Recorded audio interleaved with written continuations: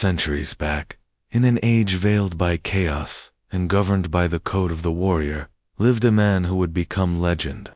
This is the tale of Miyamoto Musashi, not just a fighter, but a force of nature. Musashi wasn't your typical child. In his grasp, he held a bakken, a wooden sword that would become his silent instructor. Even as a boy, his commitment was unshakable, a quiet intensity that separated him from others. Through tireless practice, he began learning the very first lesson of self-discipline, the mastery of one's inner world.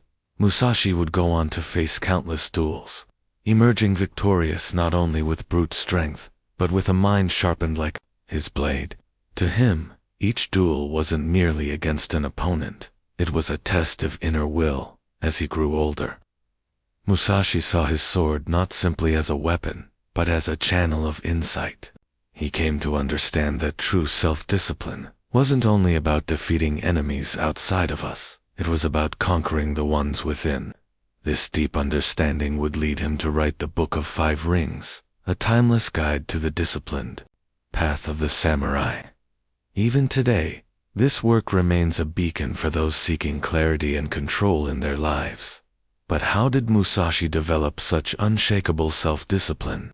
And more importantly, how can we apply his principles to our own lives? To start, Musashi understood the value of routine. It was the anchor of his existence.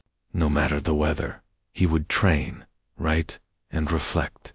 He knew that consistency was the root of discipline. So ask yourself, what routines can you introduce to build your own discipline? Could you rise earlier to meditate? Write daily to sharpen your thinking?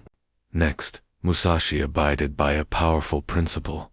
Never pursue pleasure simply for the sake of pleasure. Discomfort, for him, wasn't something to avoid, it was something to embrace. It was the crucible where his will was forged. In today's world of endless distractions and instant gratification, it's easy to run from discomfort. But what if we turn toward it instead? What if facing discomfort became the path to resilience? And finally, Musashi honored solitude.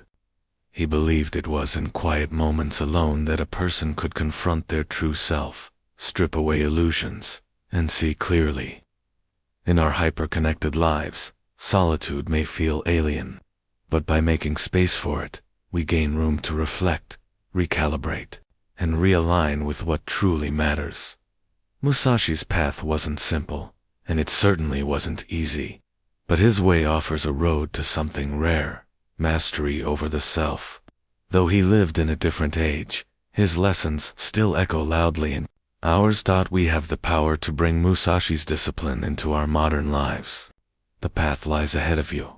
Whether or not you take the first step, that choice is yours. Thanks for walking this journey into the life and lessons of Miyamoto Musashi.